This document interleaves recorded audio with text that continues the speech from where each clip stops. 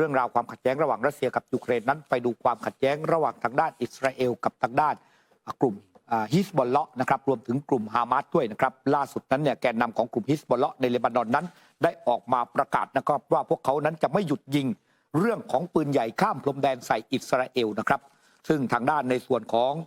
ไซเยสฮัสซันนัสราเลาะห์ผู้นำฮิสบอลเลาะห์บอกว่ากลุ่มของเขาจะหยุดยิงตอบโต้ก็ต่อเมื่อมีการบรรลุข้อตกลงหยุดยิงโดยสมบูรณ์สำหรับฉนวนกาซาเท่านั้นในวันนี้ที่มีการยิงในฉนวนกาซาหยุดลงเราก็จะหยุดยิงในทางตอนใต้ในขณะที่พวกเขาบอกนะครับว่าเมื่อไหร่ที่ทางด้านอิสราเอลนั้นยังคงที่จะดำเนินการยิงใส่ส่วนของฉนวนกาซาพวกเขาก็ยังจะเดินหน้าในการดำเนินการเช่นเดียวกันใส่ทางด้านทางตอนเหนือของอิสราเอลนะครับเขาเปิดเผยนะครับว่ามีผู้แทนต่างประเทศมากมายเดินทางมาพร้อมกันข้อเสนอต่างๆเพื่อยุติความเป็นปรปักษ์ในทางตอนใต้ของเลบานอนแต่ดูเหมือนคนเหล่านั้นมีเป้าหมายเพียงอย่างเดียวนั่นคือความมั่นคงของอิสราเอลและต้องการปกป้องอิสราเอลพวกรัฐมนตรีกระทรวงต่างประเทศฝรั่งเศสอังกฤษและอื่นๆได้เดินทางมายังเลบานอนในช่วงไม่กี่สัปดาห์ที่ผ่านมาในความพยายามนำพาความสงบมาสู่ชายแดนเขาบอกนะครับว่า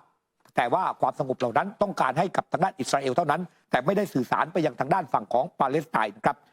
มีการรายงานนะครับบอกว่ารัฐมนตรีต่างประเทศฝรั่งเศสนั้นมอบข้อเสนอที่เขียนเป็นลายลักษณ์อักษรแก่เลบานอนเรียกร้องให้พวกนักรบในนั้นรวมถึงหน่วยปฏิบัติการพิเศษของทางด้านฮิสบอลเลาะห์เนี่ยให้ถอนตัวออกจากห่างชายแดน10 กิโลเมตรเช่นเดียวกับมาตรการอื่นๆนัสราเลาะห์ไม่ได้พูดถึงข้อเสนอของฝรั่งเศสโดยตรงแต่บอกว่ามีผู้แทนทูตรายหนึ่งนำเสนอกระดาษแผ่นหนึ่งในฐานะเป็นคนกลางคุณอ่านข้อความในกระดาษดังกล่าวมันไม่เห็นจะมีอะไรเลยมันมีแต่ความมั่นคงของอิสราเอลเท่านั้นนอกจากนี้นัสราเลาะห์ยังเตือนว่าหากสงครามของอิสราเอลขยายวงเข้าสู่เลบานอนทางฮิสบอลเลาะห์ก็จะดำเนินการแบบเดียวกันการยิงปืนใหญ่ตอบโต้กันข้ามชายแดนได้สังหารผู้คนในเลบานอนไปแล้วราวๆ200 คนในนั้นรวม170 คนเป็นนักรบฮิสบอลเลาะห์เช่นเดียวกับทางด้านอิสราเอลก็มีทหารเนี่ยเสียชีวิตไปแล้วเนี่ยครับ10 นายด้วยกันแล้วก็มีพลเรือนอีก5 คนนอกจากนี้ยังทำให้คนนับหมื่นในประเทศต้องไร้ถิ่นที่อยู่อาศัยครับ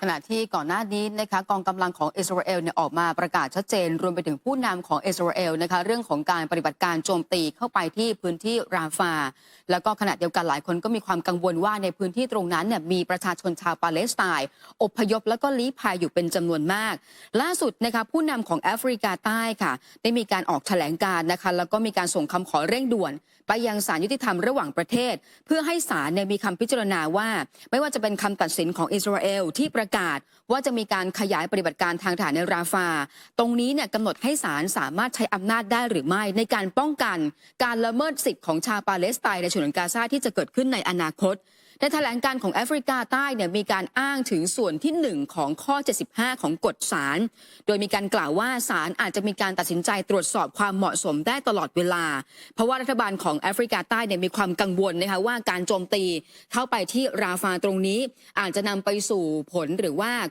การเสียหายอย่างร้ายแรงแล้วก็เป็นการละเมิดอนุสัญญาการฆ่าล้างเผ่าพันธุ์รวมไปถึงคำสั่งศาลที่มีการลงนามไปเมื่อ26 มกราคมด้วยและก็เชื่อว่าเรื่องนี้ศาลจะมีการพิจารณาอย่างเร่งด่วนเพราะว่ามันอาจจะส่งผลเรื่องของจำนวนผู้เสียชีวิตในฉนวนกาซาขณะที่ผู้นำของทูรกีนะคะก็มีการกล่าวในการประชุมสุดยอดของรัฐบาลโลกที่ดูไบบอกว่าทูรกีเองเนี่ยก็มีการสนับสนุนทุกขั้นตอนในเวทีกฎหมายเพื่อติดตามทั้งอาชญากรรมสงครามอาชญากรรมต่อมนุษยชาติรวมไปถึงสิ่งที่เกิดขึ้นและก็เป็นการกระทำของชาวปาเลสไตน์ในฉนวนกาซาและก็ขอบคุณแอฟริกาใต้ทุกประเทศที่เริ่มมีการดำเนินการประเด็นเรื่องนี้ด้วยค่ะครับในขณะที่ทางด้านสเตฟานดูจาริกโฆษกของสหประชาชาตินั้นกล่าวถึงสถานการณ์ด้านมนุษยธรรมในเมืองราฟาทางตอนใต้ของฉนวนกาซานะครับว่าอิสราเอลนั้นเตรียมปฏิบัติการทางทหารภาคพื้นดินและต้องการให้ประชาชนซึ่งรวมถึงผู้อพยพมากกว่า1.4 ล้านคนเดินทางออกจากพื้นที่ก็บอกว่าสหประชาชาตินั้นต้องการหลักประกันที่สามารถไว้วางใจได้